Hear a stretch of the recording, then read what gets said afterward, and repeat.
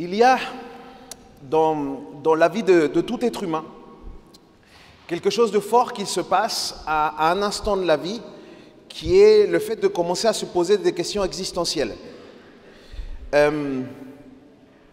L'une des questions les plus importantes que les gens peuvent se poser, c'est qu'est-ce qui se passe après la mort? Cette question a vraiment embêté énormément de gens, a fait couler beaucoup d'encre, a fait réfléchir les plus grands penseurs. Il y avait comme une quête. Il arrive un moment aussi où beaucoup de personnes sont à la recherche d'une vie juste après la mort. Et je me suis rendu compte en fait que cette crise que l'être humain peut avoir, en fait, elle fait partie de la construction même de l'être humain. L'être humain, à un moment, doit se poser cette question. Parce que je crois que cette question peut être un véritable chemin pour aller vers Dieu. Il y a un auteur qui n'est pas chrétien, mais qui a écrit des choses intéressantes, s'appelle Yuval Harari. Peut-être vous connaissez.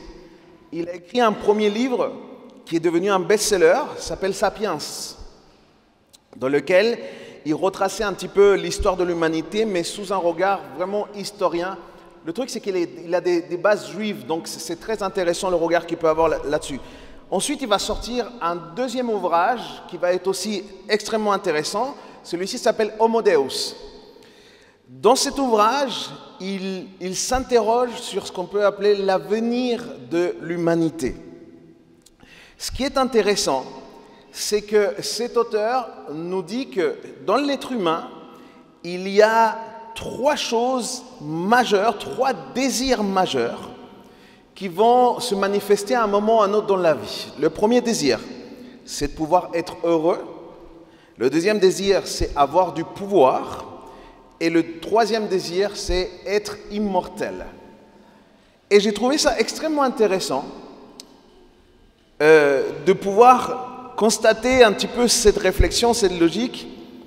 Bien évidemment, ce n'est pas le premier dans l'histoire qui a justement été dans cette espèce de quête d'immortalité, parce qu'il existe aujourd'hui une véritable quête d'immortalité. Moi, je sais qu'il y a des gens qui pensent justement à pouvoir congeler leur corps. Il y a des techniques aujourd'hui que la science essaie de développer. Il y a des gens qui vraiment réfléchissent à ça. Il y avait une secte à un moment qui s'appelle Raël, qui avait ce projet-là de pouvoir donner une certaine éternité aux gens. Mais tout ça, simplement pour vous faire remarquer que la question de l'immortalité, c'est quelque chose d'intemporel. Depuis toutes les époques, si vous voyez dans l'histoire des Égyptiens, il y avait aussi une quête de cela. D'ailleurs, c'est pour ça, en fait, que les Égyptiens mouraient, ou les grands dirigeants égyptiens. Vous savez qu'ils ne faisaient pas comme tout le monde, hein. Vous savez? Bon, il va falloir vous informer, du coup. OK? Il y a une quête, en tout cas, depuis toutes les générations. Depuis toutes les générations. Pourquoi? Parce que la crainte majeure de l'être humain, c'est la mort. La crainte la plus importante de l'être humain, c'est la mort. Et c'est ça le paradoxe de la vie. C'est qu'il n'y a rien de plus sûr pour un être humain que le fait d'un jour de mourir. Et c'est le grand paradoxe, en fait, qu'il peut y avoir. Donc, que ce soit par accident, que ce soit par une maladie, que ce soit parfois par une pandémie, on l'a vu il n'y a pas très longtemps, la mort, quelque part, est toujours la peur la plus grande de l'homme et de la femme. C'est vraiment une problématique majeure. Et moi, je suis passionné de cette époque de Pâques. Croyez-moi, s'il y a une époque que moi j'aime beaucoup, en plus de Noël, parce qu'il y a des cadeaux, c'est la Pâques. Parce que la Pâques, les amis, répond à cette question fondamentale. L'Évangile répond à cette question de la vie après la mort. Et je peux vous dire, je peux vous certifier qu'il existe aujourd'hui des milliards de personnes au travers de toute l'histoire de l'humanité qui ont saisi cette vérité de l'Évangile et qui, à cause de qu'ils ont saisi cette vérité de l'Évangile, eh ben, il n'y a plus cette peur de la mort. Et c'est de ça que je souhaite vous parler ce matin. Ouvrez vos Bibles avec moi, s'il vous plaît, dans Jean chapitre 11, verset 25.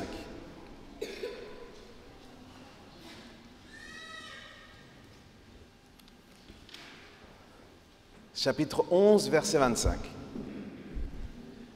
Jean chapitre 11, verset 25.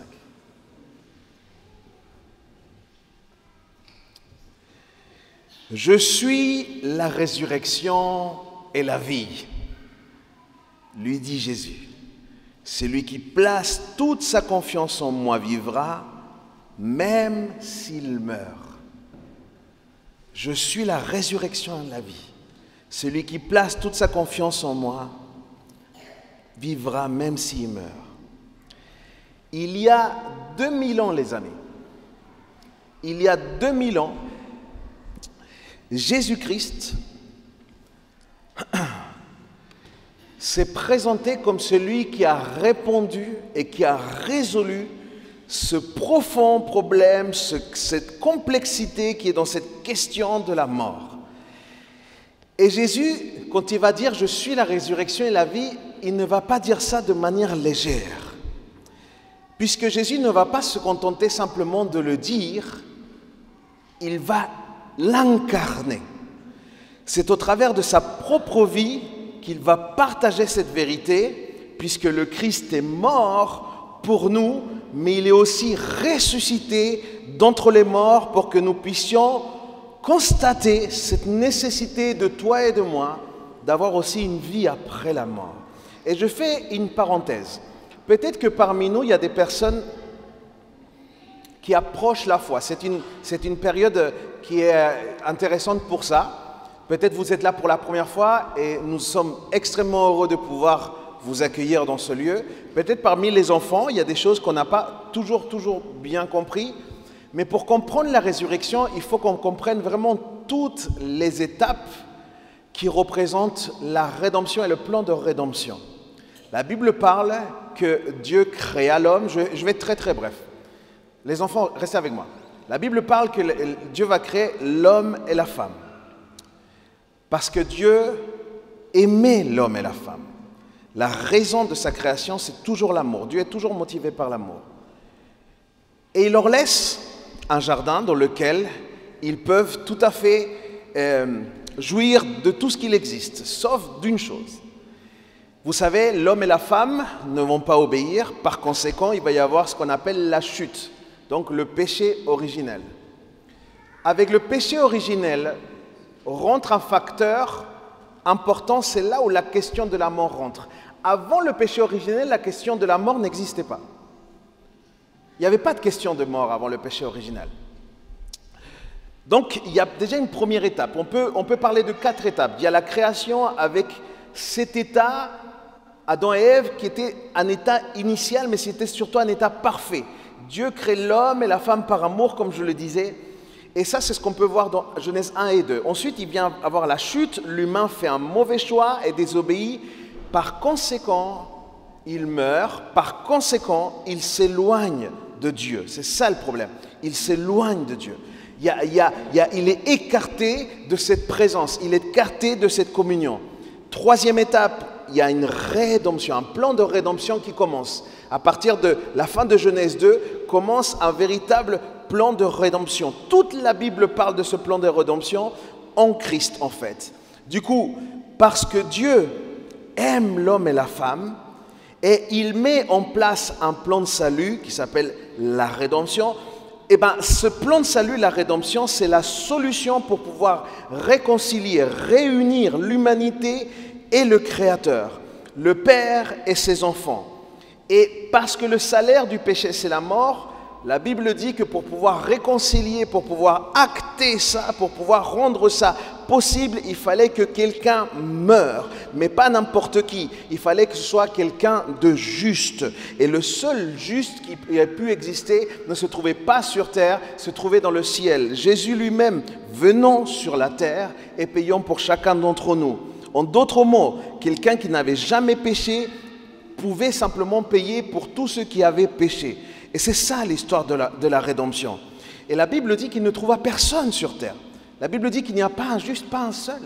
La Bible dit même tous, car tous ont péché et tous sont privés de la gloire de Dieu. Voilà ce que dit la Bible.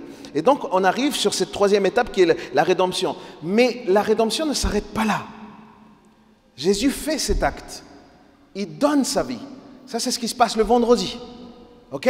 Dans le calendrier de la Pâque, vendredi, il se passe ça. Jésus-Christ est crucifié. Mais il vient une quatrième étape. Et c'est sur cette quatrième étape qui vient s'asseoir vraiment toute cette puissance de la résurrection. La Bible parle qu'il va y avoir un moment de glorification. Dieu reprend ce qui a chuté, il rétablit l'état initial, l'état parfait, sans laisser la place pour que le péché s'introduise. Et c'est là qu'on peut trouver une certaine logique, parce que c'est pour la glorification qu'il est nécessaire que vous et moi, nous soyons ressuscités. Si Jésus-Christ n'était pas ressuscité, nous ne pourrions pas, nous, à notre tour, être ressuscités. Et nous avons besoin de cette glorification des corps pour pouvoir être ressuscités. C'est le chemin qui nous ramène finalement au plan initial, à cet état initial, à cet état parfait. La glorification, c'est un moment où toi et moi, il n'y a plus rien de mauvais, il n'y a plus aucun péché, il n'y a plus rien de mal qui se trouve en nous. C'est ça la glorification. Donc ça nous ramène à l'état initial comme étaient Adam et Ève au jardin d'Éden. Vous êtes avec moi encore ou pas? Ok. Pourquoi c'est tellement important ce que je vous partage là, les amis? L'église primitive, la première église, c'est pour elle que c'était extrêmement important, encore plus que d'avoir foi en cette résurrection. Parce que l'église primitive n'a pas été fondée sur la prédication de la croix. L'église primitive, elle a été fondée sur la prédication de la croix et la résurrection de Jésus. C'est très important. Et c'est un fondement qui est immuable pour toute personne qui vient à Jésus, pour toute personne qui donne sa vie à Jésus. D'ailleurs, l'un sans l'autre serait une œuvre incomplète. Si tu crois avoir besoin que de la croix, mon ami, l'œuvre n'est pas complète en toi. Toi et moi, nous avons besoin des deux choses. L'un sans l'autre, ça serait incomplet. En fait, la mort de Jésus à la croix nous apporte le pardon de nos péchés ici sur terre, mais la résurrection, elle nous apporte, elle, l'espérance d'une vie après la mort dans son royaume. Quelqu'un dit amen à ça? C'est pour ça que pour moi, Jésus, il a été l'agneau à la croix et il a été le lion à la résurrection. C'est ça qui est fort. Et c'est de cela que Jésus parle dans son dernier discours, Matthieu 28, verset 18, quand il dit « Tout pouvoir m'a été donné, dans le ciel et sur la terre.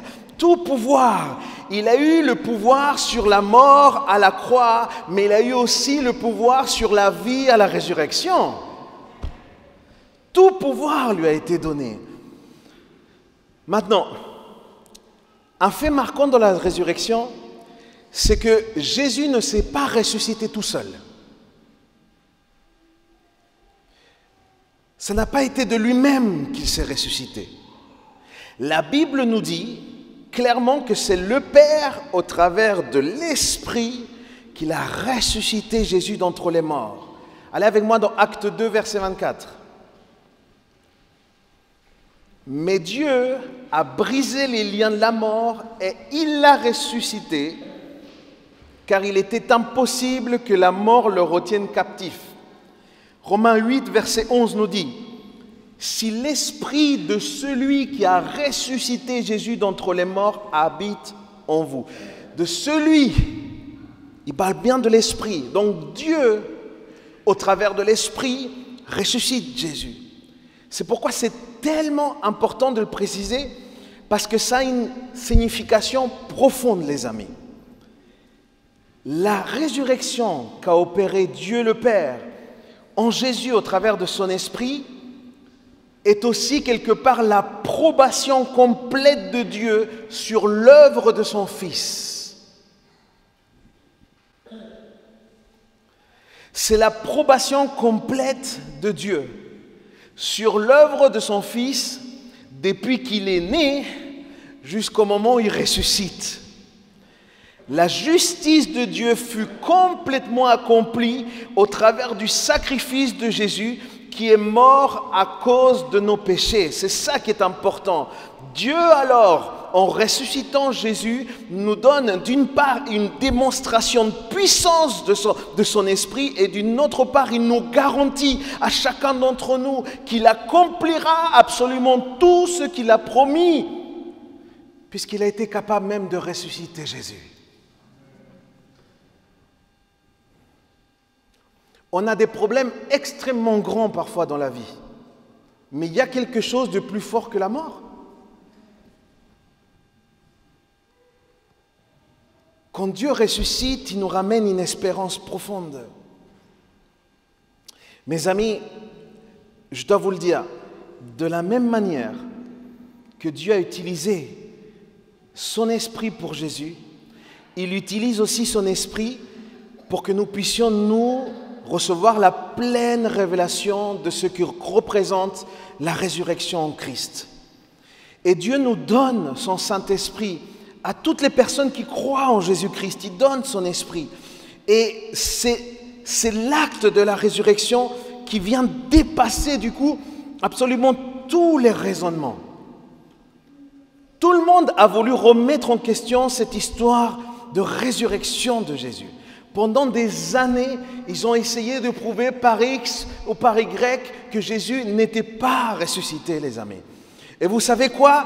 Même les premiers disciples, ceux qui ont été même les plus proches de Jésus, et ça, je ne m'étais pas rendu compte tout de suite, mais les premiers disciples, avant de recevoir le Saint-Esprit, ils ont eu énormément de mal à pouvoir accepter la mort et la résurrection de Jésus.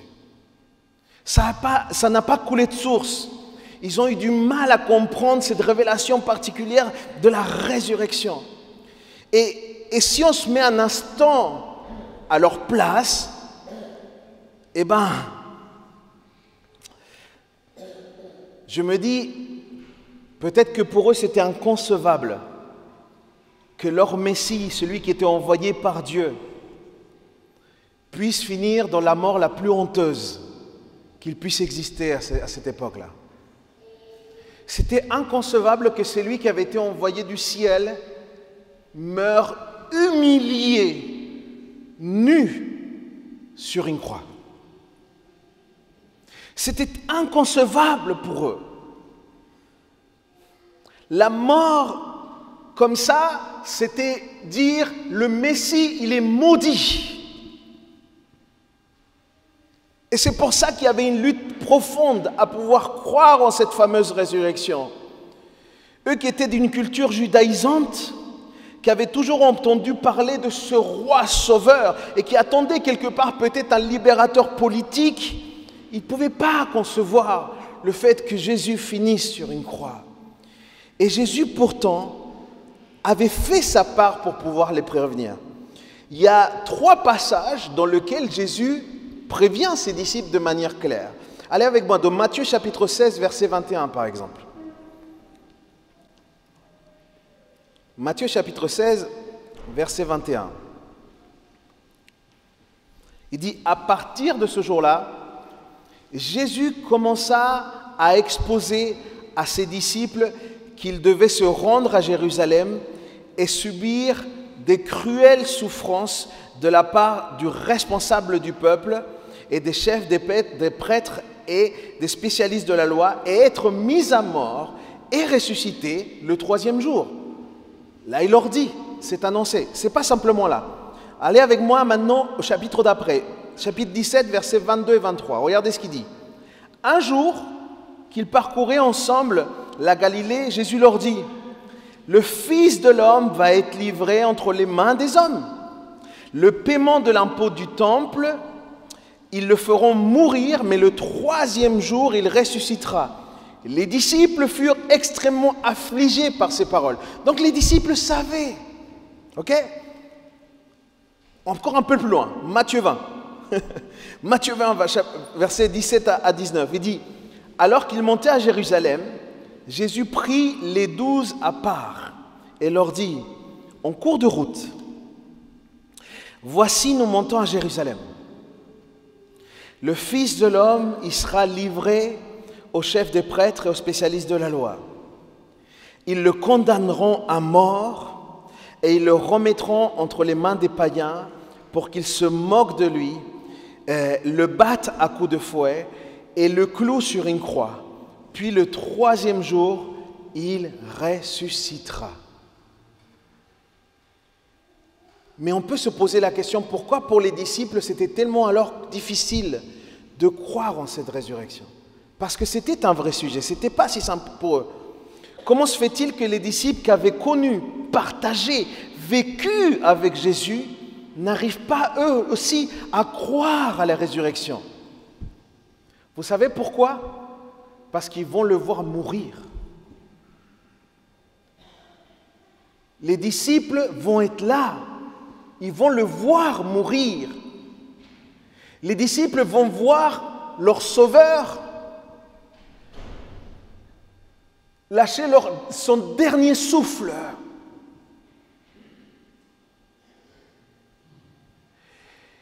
Et quand tu as aimé profondément quelqu'un et que tu le vois mourir, et bien dans ton cœur tu es profondément perturbé. Et c'était la réalité de ces disciples. Leur focus était sur ce vendredi. Leur focus était sur la mort.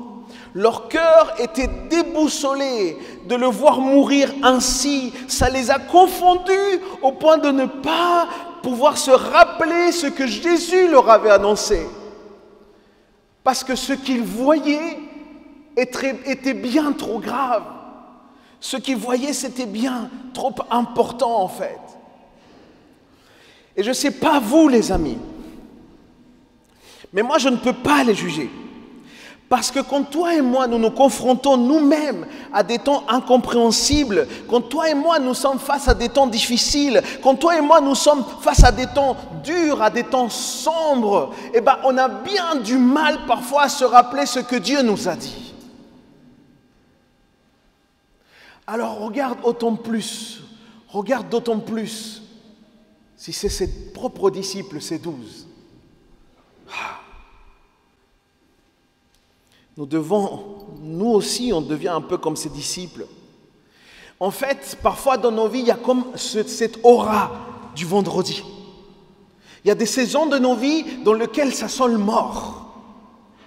Dans lequel on dirait que tout est sombre, que tout est triste. On dirait qu'on vit dans une atmosphère extrêmement nuisante pour chacun d'entre nous. C'est le désarroi, c'est le désespoir qui nous enveloppe et ça nous fait profondément oublier ce que Jésus nous a dit un jour. Devant ce qui nous accable, devant notre réalité, on est tenté de se dire « Dieu m'a peut-être oublié ».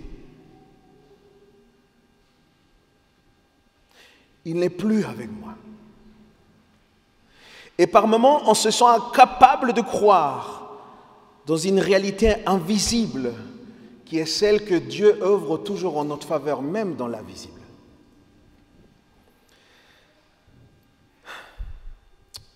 Mais voilà la bonne nouvelle. Tout va changer le dimanche. Tout va changer le dimanche. La résurrection est la démonstration de la puissance de Dieu.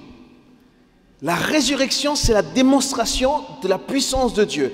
Et aussi fou que ça puisse paraître, ce que le vendredi était un échec, le dimanche c'est devenu un triomphe. Ce que le vendredi était des larmes, le dimanche est devenu de la joie. Ce que le vendredi était obscurité, le dimanche ça va devenir de la lumière. Ce que le vendredi était pessimisme, le dimanche va devenir optimisme et espérance. Ce que le vendredi était défaite, le dimanche va devenir la victoire. Parce que Jésus va ressusciter.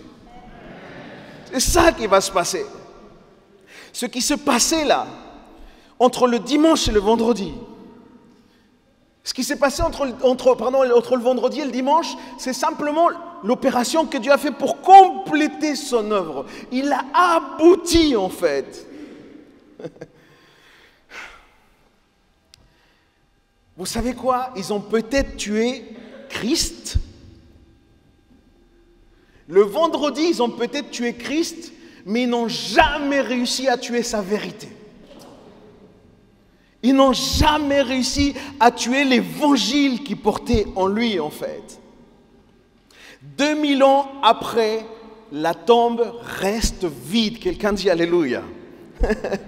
Et c'est ça le message d'espoir. C'est ça qui est un écho tellement fort pour nous aujourd'hui et pour tous ceux même qui sont persécutés. Il y a aujourd'hui dans le monde un grand nombre de personnes qui, à cause de leur foi en Christ, sont persécutées. Il y a des gens qui tous les jours meurent à cause de leur foi. Ils pourront essayer de tuer et leur corps peut-être, mais eux, ils ont une espérance fondamentale, c'est qu'ils ressusciteront avec celui en qui ils ont cru. Ils ressusciteront. Ils pourront tuer peut-être nos corps aujourd'hui, mais ils ne pourront jamais tuer les ressuscités, les amis. C'est ça la puissance de l'Évangile. La Bible dit que Jésus vit pour le siècle des siècles. Et c'est ça aussi l'assurance de notre résurrection. Et je m'adresse maintenant peut-être à tous mes frères et sœurs.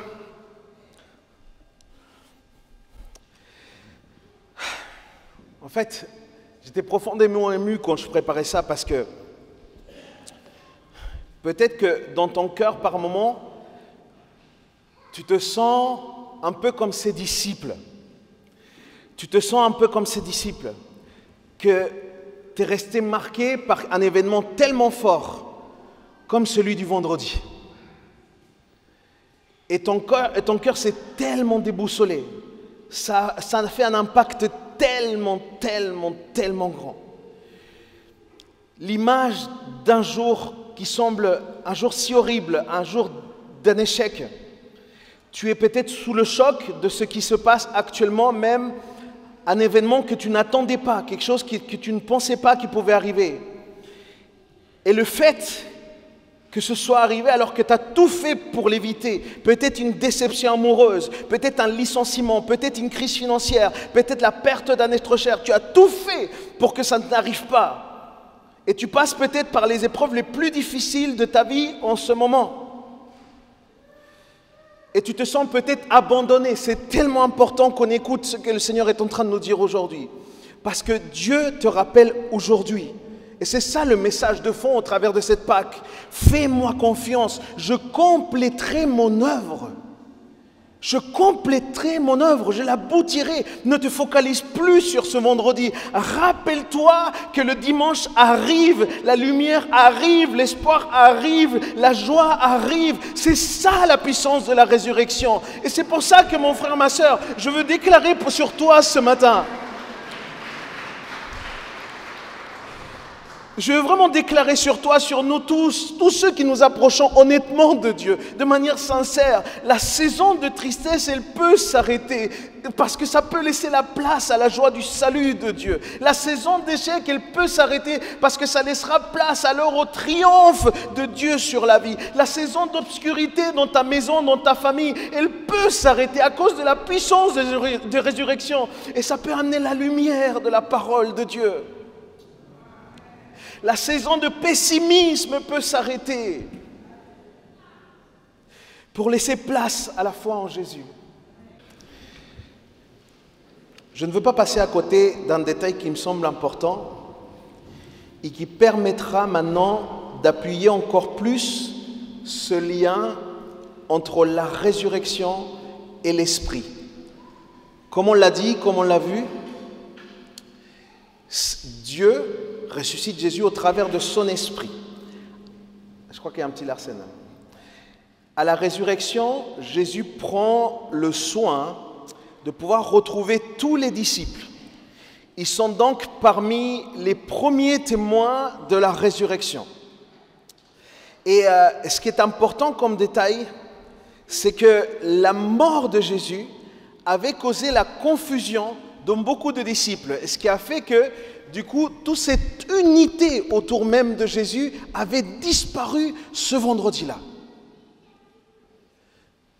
Et il y avait quelque chose de tellement triste de voir que certains partaient d'un côté, d'autres partaient à un autre endroit, mais il va se passer quelque chose à cause de l'Esprit de Dieu. Avec la résurrection, ils se réunissent de nouveau. La Bible parle de ça. Les disciples, à nouveau, à cause de que Jésus est ressuscité, ils reviennent ensemble. Et vous savez, ils se réunissent, et une fois qu'ils sont réunis, vous savez ce qui va se passer quand ils vont être ensemble, quand ils vont être unis? Jésus va apparaître à nouveau, et Jésus va insuffler sur eux le Saint-Esprit. Quand ils vont être dans l'unité, c'est un détail important les amis, quand ils vont être dans l'unité, Jésus va insuffler son esprit sur tous ses disciples. Est-ce que vous et moi, on a le désir que le Seigneur insuffle encore son esprit sur nous? Moi, j'ai profondément le désir que le Seigneur souffle son esprit sur nous. La Bible dit, c'est que quand ils ont été unis, ça a été très important. Et c'est tellement fort parce que Jésus apparaît, il les baptise du Saint-Esprit et il les équipe avec cet équipement le plus important pour tout disciple de Jésus. Et vous savez pourquoi? Eh bien en fait, il les équipe parce qu'ensuite il va devoir les envoyer. Mais regardez bien, sans révélation du Christ ressuscité et sans équipement du Saint-Esprit, il est impossible de pouvoir annoncer la bonne nouvelle. Si nous voulons être de fidèles témoins de Dieu, si nous voulons être des fidèles disciples de Jésus, nous avons besoin de cette révélation concrète de la résurrection et aussi du souffle du Saint-Esprit en nous. C'est de ça que nous avons besoin. Parce que nous ne prêchons pas un concept.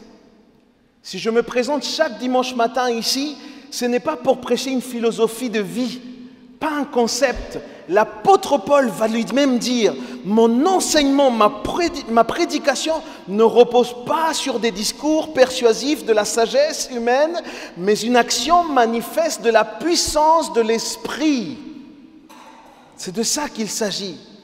Nous avons besoin de manifester la puissance de l'Esprit.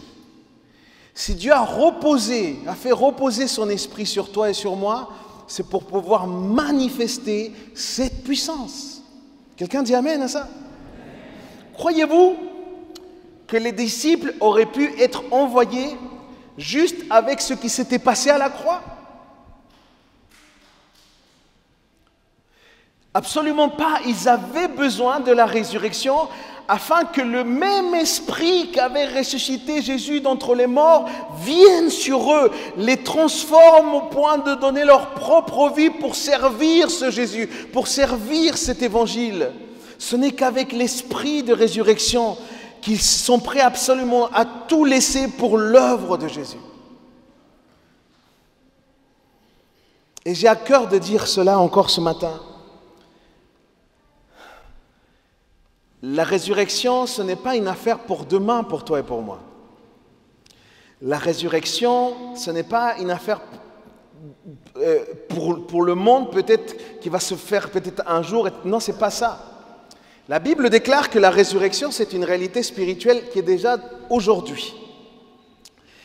Allez avec moi dans Éphésiens chapitre 2, verset 6. Éphésiens chapitre 2, verset 6. Regardez ce qu'il dit. Par notre union avec Jésus-Christ, Dieu nous a ressuscités, même temps passé. Il nous a déjà ressuscités ensemble et nous fait siéger ensemble dans le monde céleste. Nous sommes déjà dans la résurrection, nous marchons déjà. Et ça, c'est une notion théologique qu'on appelle le déjà et pas encore.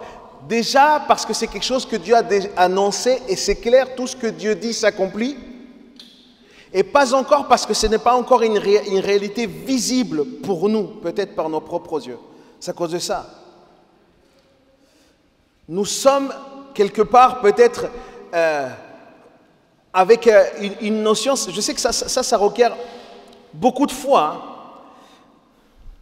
Mais en fait, de même pour la résurrection, avec Jésus, nous sommes déjà ressuscités parce qu'il est ressuscité. Et donc, il accomplit une œuvre. La Bible dit aussi qu'au moment où il va être crucifié, il va dire « tout est accompli ». Et c'est ce qui a été fait. Donc, si tout est accompli, nous sommes déjà en train de marcher dans cette résurrection. Or, notre corps est encore vivant. Mais au jour du Seigneur, nous ressusciterons comme lui, il a ressuscité. C'est ça le déjà et pas encore. Par conséquent, puisque nous bénéficions déjà aujourd'hui de la résurrection de Jésus, nous sommes appelés à vivre aujourd'hui la puissance de la résurrection dans nos vies. C'est ça qui est derrière, c'est ça la notion biblique derrière. Ce que je veux dire par là, c'est parce que nous sommes ressuscités avec Jésus, notre regard sur la vie et surtout sur la mort change du tout au tout. La peur n'a plus de sens et n'a plus de place. Si tu es en Christ, si nous choisissons Jésus, nous choisissons de vivre avec enthousiasme, nous choisissons de vivre avec passion à cause de l'espérance de résurrection. Et comment est-ce qu'il se manifeste ce choix? Eh bien, la seule façon de vivre cette réalité jour après jour, c'est en se laissant remplir du Saint-Esprit encore et encore et encore. En effet, quand Dieu te remplit de lui, il se passe des choses fortes. Quand Dieu te remplit de lui, en fait, il te vide de toi-même. Il te vide de tes mensonges. Il te vide de tes peurs. Et il te remplit de sa vérité. Il te remplit de son amour. Il te remplit de sa parole, de sa grâce. Il te vide aussi des œuvres de la chair et lui, il te remplit des fruits de l'esprit. Nous avons besoin d'être remplis par le Saint-Esprit. Est-ce que quelqu'un le croit ici? La puissance de l'esprit de résurrection est essentielle dans notre vie quotidienne lorsque nous combattons contre le péché. Sans cette puissance de l'esprit, c'est littéralement impossible. Il y a certaines personnes ici qui sous-estiment l'emprise du péché, qui sous-estiment l'influence du péché. Jésus n'a pas sous-estimé ça.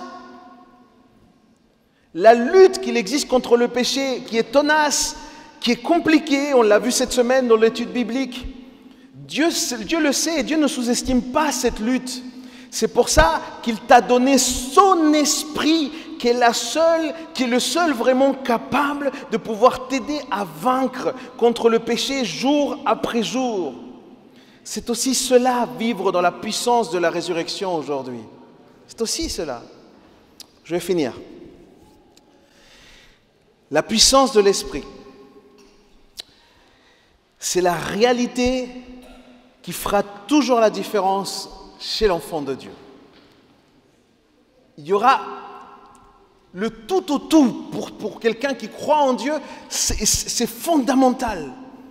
Pour ceux qui avons reçu la révélation de cette résurrection de Jésus, il nous est impossible de ne pas y croire. Pour l'apôtre Paul, nier la résurrection de Jésus viendrait à dire que nous avons décidé de porter notre croix et suivre Jésus pour rien. Si on ne croit pas à la résurrection, nous allons par moments vivre à contre-courant parce que c'est pas facile de tenir nos valeurs au jour d'aujourd'hui. Mais ça serait pour rien. Sans la résurrection, on se consacrerait pour rien. On s'éloignerait du mal pour rien. Sans la résurrection, on mettrait Dieu à la première place même, où on le choisirait peut-être pour prendre des décisions, mais ça ne servirait à rien. Si Christ ne serait pas ressuscité, ça ne servirait à rien. Voici ce que Paul, comme il va le dire dans 1 Corinthiens chapitre 15, verset 17 et à la fin du verset 20, voilà ce qu'il va dire. Or, si Christ n'est pas ressuscité, votre foi est inutile. Votre foi est inutile. Vous êtes encore dans le péché et par conséquent, ceux qui sont morts en Christ sont aussi perdus. Si c'est pour cette vie seulement que nous espérons en Christ, nous sommes les plus à plaindre parmi tous les hommes. Sans résurrection, ça n'a aucun sens. Verset 20. Mais en réalité, Christ est ressuscité. Mais en réalité, Christ est ressuscité. Paul disait, si Jésus n'était pas ressuscité, je n'aurais pas de quoi vous prêcher et vous n'aurez pas de foi salutaire. Voilà ce que Paul est en train de dire.